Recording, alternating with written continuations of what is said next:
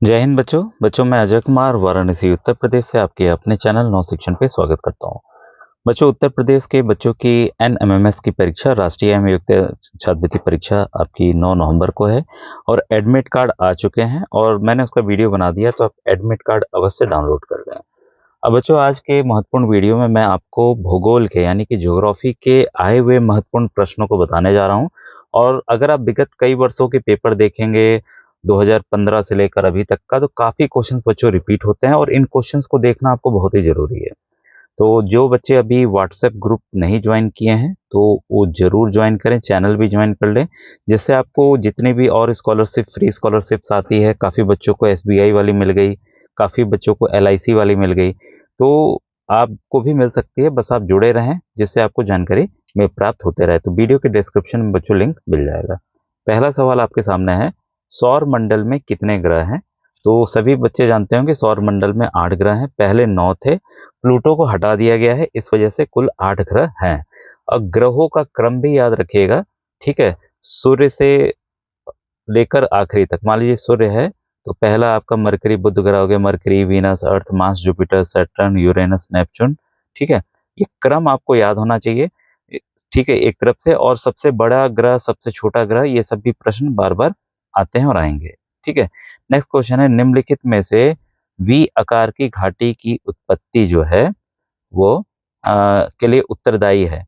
तो वी आकार की घाटी कहाँ बनती है? जो वी आकार की इस तरह की घाटी है, ठीक है, वो कहाँ बनती है, या इस तरह की घाटी कहाँ बनती है? तो वी आकार की घाटी बच्चों ये नदी की वजह से बनती है, ठीक है? ऑप्शन नंबर डी यहाँ पर आपका सही है। भारत में निम्नलिखित नदियों में से कौन दक्षिण की गंगा के रूप में जाना जाता है? देखिए सभी रिपीटेड हैं, जिसपे ना लिखा रहे वो ध्यान रखिएगा कि वो भी आया हुआ है और कई वर्ष में आया। ये 21 बेशक लिखा है, ये रिपीट हो गया होगा 23 में भी, 18 में भी, ठीक है? तो इसका जो सही आंसर है गोदावरी, ठीक है, गोदावरी को कहा जाता है। निम्नलिखित में से कौन भारत में सुंदरवन के रूप में जाना जाता है? तो सुंदरवन जो है बच्चों ये बंगाल की खाड़ी है वहां पर है। ये मैनग्रोव वन है। मैनग्रोव वन की यही विशेषता होती है कि पानी है, मान लीजिए पानी के ऊपर उसकी जड़ें होती हैं ताकि वो सांस ले सके, उसमें छेद बने होते हैं, ठीक है? इसे ही सुंदरवन का नाम दिया गया है और मैनग्रोव वन दिया गया। तो ये डेल्टा रीजन है जहां आपकी गंगा नदी बंगाल की खाड़ी में जाकर मिलती है। कपास की खेती के लिए सबसे उपयुक्त मिट्टी है? तो सबसे उपयुक्त मिट्टी काली मिट्टी है बच्चों, ठीक है? ऑप्शन नंबर डी यहाँ पर आपका सही है। निम्नलिखित में से कौन परंपरागत ऊर्जा का स्रोत नहीं है? तो परंपरागत ऊर्जा का स्रोत नहीं है, तो मतलब वो नवीकरणीय ऊर्जा है भाई। आपका नवीकरणीय ऊर्जा होगी तो पेट्रोल खत्म हो जाएगा, कोयला खत्म हो जाएगा, प्राकृतिक गैस को हवा मत समझिएगा, ये जमीन के अंदर प्राकृतिक गैस मिलती है, मीथेन वगैरह हो गया, ब्यूटेन, प्रोपेन, जिससे आपके सिलेंडर वगैरह भी चलते हैं। तो इसका जो सही आंसर है वो है बच्चों जल विद्युत, ठीक है? नेक्स्ट क्वेश्चन है, नागार्जुन सागर परियोजना कहाँ स्थित है? तो ये स्थित है कृष्णा नदी पर, ठीक है? ये क्लियर है? तो ये भी काफी इंपॉर्टेंट क्वेश्चन है। दिन और रात बराबर होते हैं, तो भाई दिन और रात बराबर, ये प्रश्न तो कई राज्यों में, छत्तीसगढ़ में, हरियाणा में, राजस्थान में आ चुका है। तो दिन और रात बराबर होते हैं 21 मार्च और 23 सितंबर को, मतलब 12 घंटे की रात, 12 घंटे का दिन। निम्नलिखित में कौन सुमेलित नहीं है? ठीक है, जो सुमेलित नहीं है यहाँ पर वो है आपका तांबा, सिंभू। लेकिन जो सुमेलित है उसको जरूर याद रखें, सोना कोलार की खान है, हीरा पन्ना में पाया जाता है मध्य प्रदेश में, चांदी खेतरी राजस्थान में पाई जाती है। तो ये इंपॉर्टेंट क्वेश्चन था बच्चों, ठीक है? निम्नलिखित जनगणना 2011 के अनुसार निम्नलिखित में से किस राज्य की जनसंख्या घनत्व सर्वाधिक है? ठीक है, क्वेश्चन काफी बार रिपीट हुआ है। तो जनसंख्या घनत्व ऐसे समझिएगा, मान लीजिए कोई राज्य इतना बड़ा है, कोई राज्य आपका इतना बड़ा है। अब जनसंख्या मान लीजिए यहाँ की बेशक टोटल जनसंख्या ज्यादा हो, ठीक है, लेकिन इसके लोग मान लीजिए ऐसे छितरे छितरे हैं। इसकी बेशक जनसंख्या कम हो लेकिन इसके लोग जो हैं एकदम अगल बगल हैं, एकदम अगल बगल हैं। मतलब एक छोटे से क्षेत्रफल में ज्यादा लोग रहते हैं, ऐसे समझ लीजिए, ठीक है? तो जनसंख्या घनत्व तो सर्वाधिक जो है बिहार राज्य में है। तो ऑप्शन नंबर सी बच्चों यहाँ पर आपका सही है, ठीक है? तो समझ के चलेंगे तो आसान सवाल आसानी से ये सब हो जाएंगे। इसके बाद नेक्स्ट क्वेश्चन है, निम्नलिखित में कौन सी खरीफ की फसल है? खरीफ और रबी फसलें बार बार आती हैं, उसका वीडियो बना हुआ है, तो आप विज्ञान की प्लेलिस्ट अवश्य देखें, ठीक है? और ज्योग्राफी वाले में भी है। तो 11 का यहाँ डी आंसर है, धान है, ठीक है? 11 का डी। दक्षिण अमेरिका और अफ्रीका महाद्वीप के मध्य स्थित महासागर कौन सा है? तो ये इसमें देखिए, अगर आप कमेंट सेक्शन में कीजिएगा तो मैप की सहायता से काफ़ी क्वेश्चन मैं बता दूंगा, उससे आपको और क्लैरिटी आ जाएगी। तो 12th का सही आंसर है दक्षिण अटलांटिक महासागर। अब आइए क्वेश्चन नंबर 13 को देखें। क्वेश्चन 13 कह रहा है भारत का राष्ट्रीय पुष्प कौन सा है? तो मेरे ख्याल से सभी बच्चे जानते होंगे, तो कमेंट सेक्शन में कमेंट करके मुझे बताइएगा। विश्व में कितने महाद्वीप हैं? तो इसमें भी आप क्रम याद रखिएगा, सबसे छोटा सबसे बड़ा, और ये भी आता है कि ऐसा कौन सा महाद्वीप है जो कि एक देश भी है, तो वो है ऑस्ट्रेलिया। इसको भी याद रखिए, कुल 7 महाद्वीप हैं। उत्तर भारत में गर्मी के मौसम में चलने वाली हवा को क्या कहते हैं? तो उसे हम लू कहते हैं, आप लोग सभी लोग जानते हैं। ठीक है। नीलगिरी पर्वत श्रेणी का सबसे ऊंचा शिखर, जो नीलगिरी पर्वत श्रेणी है बच्चों, वो आपकी दक्षिण भारत में है। ठीक है। मान लीजिए केरला ये हो गया, फिर ये तमिलनाडु वाला एरिया हो गया, तो तमिलनाडु और केरला को लेकर नीलगिरी पहाड़ियां हैं। तो ये पूछ रहा है, जैसे हम लोग पूछते हैं ना हमारे हिमालय का सबसे बड़ा क्या है, तो माउंट एवरेस्ट है। ठीक है, हिमालय का। ठीक है, तो वैसे ही नीलगिरी पहाड़ियों का सबसे ऊंचा जो पर्वत शिखर है वो है डोडा बेटा। ठीक है, डोडा बेटा इसकी लोकेशन यहाँ पर है। ठीक है, तो ये इंपॉर्टेंट क्वेश्चन है, इसको भी ध्यान आप रखिएगा। जनगणना 2011 के अनुसार उत्तर प्रदेश का लिंग अनुपात है, तो इसका लिंग अनुपात उत्तर प्रदेश का 912। लिंग अनुपात का मतलब ये हुआ कि 1000 लड़कों पर 912 लड़कियां मौजूद हैं। ठीक है, तो ये बहुत पहले हुआ था, अब डाटा 2025 में बदल चुका होगा। ठीक है, अब अगले साल जनगणना होने जा रही है, ये भी ध्यान रखिएगा, 2026 में जनगणना होने जा रही है और डाटा इकट्ठा नया आएगा फिर। ठीक है। नेक्स्ट क्वेश्चन है भारतीय गन्ना अनुसंधान संस्थान IISR कहाँ पर है? तो ये बच्चों लखनऊ में है। तो ये भी काफी इंपॉर्टेंट क्वेश्चन है।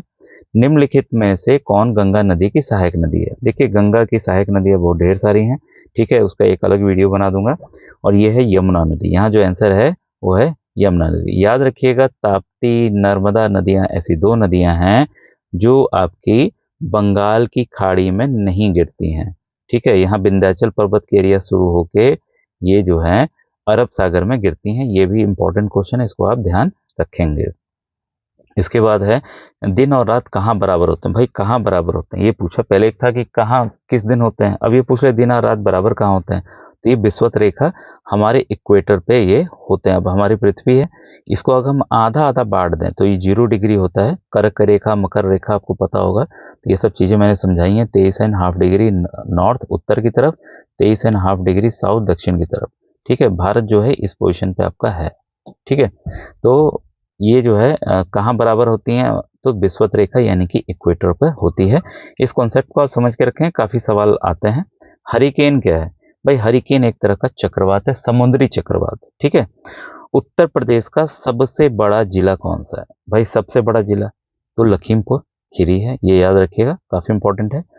ऊटी अवस्थित है, ऊटी जो है एक पर्वतीय स्थल है और ये स्थित है बच्चों तमिलनाडु में। ठीक है। एक अक्षांश कितने किलोमीटर को दर्शाता है? अब देखिए, अभी जस्ट मैंने बताया था। ठीक है, ये 0 डिग्री है, तो 0 डिग्री के बाद 1 डिग्री आता है आपका, 2 डिग्री आता है, फिर 23.5 आता है, कर्क रेखा मकर रेखा नीचे वाला। ठीक है, तो 1 डिग्री जो होता है, 1 डिग्री जो होता है, वो आपका 111 किलोमीटर के बराबर होता है। तो ये भी काफी इंपॉर्टेंट क्वेश्चन है बच्चों। ठीक है। नेक्स्ट है आपका सर्वप्रथम पारिस्थितिक तंत्र शब्द का प्रयोग किसने किया था?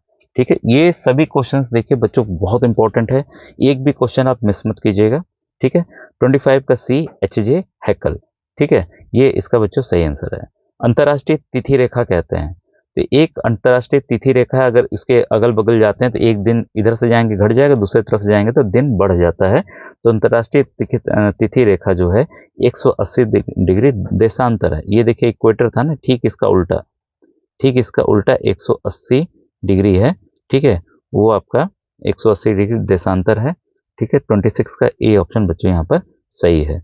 जवाहर सुरंग स्थित है, भाई जवाहर नाम की सुरंग स्थित है, जम्मू और कश्मीर है, जो 2 क्षेत्रों को पहाड़ों के बीच में से निकलता है। ठीक है। अरावली पर्वत श्रेणी का सबसे ऊंचा शिखर, अभी हमने देखा नीलगिरी का डोडा बेटा था, अरावली पहाड़ियां कहाँ हैं? ठीक है, अरावली पहाड़ियां आपके बच्चों राजस्थान में है। कहाँ पे है? राजस्थान में है, राजस्थान राज्य में है, ये इंपॉर्टेंट है। तो इसका पूछ रहा है इसका क्या है? इसका बच्चों गुरु शिखर है, ये भी इंपॉर्टेंट क्वेश्चन है। ठीक है, तो मेरे ख्याल से आपको वीडियो बच्चों अच्छा लग रहा हो तो कमेंट सेक्शन में जरूर लिखिए कि हाँ सर अच्छा लगा, और ऐसे ही समझाकर मैं आपको और वीडियोस बना दूंगा। ठीक है, कमेंट जरूर किया कीजिए बच्चों, उससे एक आइडिया लगता है कि आपको वीडियो सही लग रहे हैं कि नहीं लग रहे हैं। स्वर्णिम चतुर्भुज योजना का संबंध किससे है? तो भाई ये राजमार्ग से है, जो हमारे देश के 4 जो मेट्रो शहर हैं आपके, मुंबई, दिल्ली, कलकत्ता, मद्रास, उनको जोड़ता है। किशन गंगा एक सहायक नदी है, तो किशन गंगा किसकी सहायक नदी है? झेलम नदी की है। भारतीय दलहन अनुसंधान संस्थान, जो दाल का अनुसंधान संस्थान है, दाल पे काम होता है, वो है कानपुर में। तो ये भी काफी इंपॉर्टेंट क्वेश्चन है। मोनोलोआ ज्वालामुखी कहाँ है? ये भी काफी इंपॉर्टेंट, मेरे ख्याल सभी इंपॉर्टेंट, मैं क्या बोलूं सबको, ये सभी इंपॉर्टेंट है। ये हवाई द्वीप पर है। केंद्रीय एगमार्क प्रयोगशाला स्थित है। एगमार्क समझ लीजिए, जो आप पैकेट बंद कुछ भी मंगाते हैं तो उस पर एगमार्क का साइन लगा रहता है कि ये गुणवत्तापूर्ण है, इसका चेक किया गया है, ये सही है, क्वालिटी प्रोडक्ट है, तो उसके लिए एगमार्क का यूज किया जाता है। तो इसकी प्रयोगशाला लैब जो है नागपुर में है, जहां टेस्टिंग प्रोडक्ट्स की जाती है। 34 है, भारतीय रिजर्व बैंक का मुख्यालय स्थित है। ये बच्चों स्थित है आरबीआई का मुख्यालय मुंबई में, जो कि भाई पैसे वगैरह छापते हैं, मौद्रिक पॉलिसी जारी करते हैं, बैंकों को कंट्रोल करते हैं, बैंकों का राजा है हमारा भारतीय रिजर्व बैंक, ऐसे आप समझ के चले। ऑपरेशन फ्लड संबंधित है। फ्लड, बाढ़ को मत समझिएगा कि बाढ़ है, ये दूध के उत्पादन से संबंधित है। डॉक्टर वर्गीस कुरियन इसके जनक हैं, तो ये भी आप जरूर याद रखिएगा, बार बार आया। पंपास संबंधित है, पंपास हो गया, वेल्ड हो गया, ये तरह तरह के घास के मैदान है। ठीक है, तो ऑप्शन नंबर ए बच्चों सही है। एक मैं वीडियो बना दूंगा, ये मुझे है कि क्षेत्रफल वर्ड में दिखा दूंगा, तो आपको रटना नहीं पड़ेगा कि पंपास कहाँ है, सवाना कहाँ है, ये सब सवाल आए हुए हैं। ठीक है, और आएंगे बदल बदल के। कोलार प्रसिद्ध है, अभी जस्ट हमने देखा कोलार किसके लिए प्रसिद्ध है? सोने के खान के लिए प्रसिद्ध है। अरे आपने केजीएफ फिल्म देखी होगी ना, कोलार गोल्ड फील्ड माइंस, वही केजीएफ है। ठीक है, तो उससे भी आप इसको याद रख सकते हैं। कौन सा एक सुमेलित नहीं है? भाई कौन सा सुमेलित नहीं है? तो नागार्जुन सागर, भाई बताइएगा कमेंट सेक्शन में किस पे है। भाखड़ा नंगल सतलुज नदी पे, सरदार सरोवर नर्मदा नदी पे, हीराकुंड बांध महानदी पर है, ये उड़ीसा में है। ठीक है, तो इंपॉर्टेंट है, इसको याद रखेंगे। फिर है, निम्नलिखित में से किस सागर में लवणता सबसे अधिक है? लवणता का मतलब है कि कोई पानी आपने 2 गिलास लिया है, सबसे ज्यादा सोडियम क्लोराइड जो नमक है वो किस में है? ठीक है, किस समुद्र में? अगर आपने 1 गिलास पानी भरा, ठीक है, वो है मृत सागर में, डेड सी। तो ये लवणता से जानते हैं इसमें क्या होता है कि इतनी ज्यादा लवणता है कि कोई गहरे समुद्र में, मृत सागर में चला जाए ना, डूबता ही नहीं, ऊपर तैरता रहता है, क्योंकि बुआइंट फोर्स इस हिसाब से एक्ट करता है यहाँ पर। ठीक है, निम्नलिखित में से कौन झारखंड की राजधानी है? तो इसका झारखंड की राजधानी, मेरे का तो आसान होगा, इसको आप कमेंट सेक्शन में मुझे बताइएगा। एक खगोलीय इकाई संबंधित है, तो खगोलीय इकाई संबंधित है सूर्य और पृथ्वी के बीच की दूरी की। ठीक है, काफी इंपॉर्टेंट ये भी है। भारत और श्रीलंका अलग होते हैं। भाई भारत है और श्रीलंका जो है, श्रीलंका यहाँ पर है, मोती की तरह है। ठीक है, तो ये आपका कहाँ पर है? ये इसको कौन अलग करता है? तो ये इसको अलग करता है पाक जल संधि। पाकिस्तान वाला पाक मत मान लीजिएगा, एक अंग्रेज थे, उसी के नाम पर यह नाम पड़ा हुआ है। श्वेत क्रांति संबंधित है, ये तो भाई अभी जस्ट मैंने बताया। तो आप कमेंट सेक्शन में इसका उत्तर जरूर लिखेंगे किससे संबंधित है। ठीक है, अब आइए नेक्स्ट क्वेश्चन को देखें, और ये है बच्चों, सबसे उपजाऊ मिट्टी है। सबसे उपजाऊ मिट्टी कौन सी है? काली मिट्टी है। ठीक है, 44 का ऑप्शन नंबर बी सही है।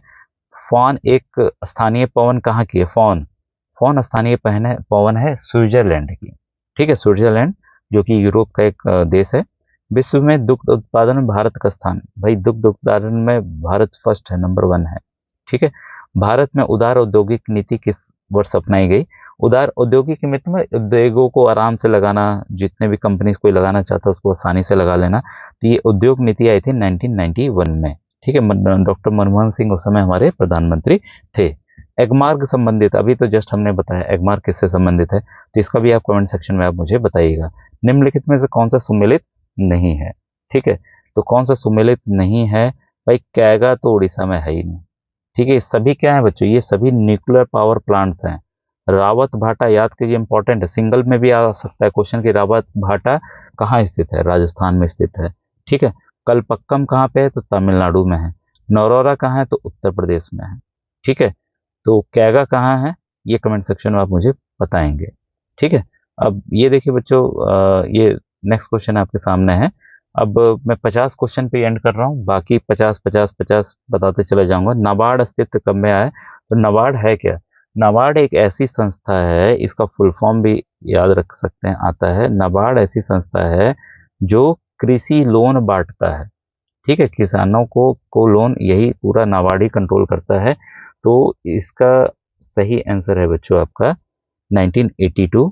ठीक है, और ये इंपॉर्टेंट है, इसका मुख्यालय कहाँ है, तो नागपुर में है। ठीक है, नाबार्ड से ना से याद कर लीजिएगा, नागपुर। क्लियर है? तो बच्चों वीडियो कैसा लगा जरूर कमेंट सेक्शन में लिखें। ठीक है, और व्हाट्सएप ग्रुप जरूर ज्वाइन कीजिए। Thank you very much.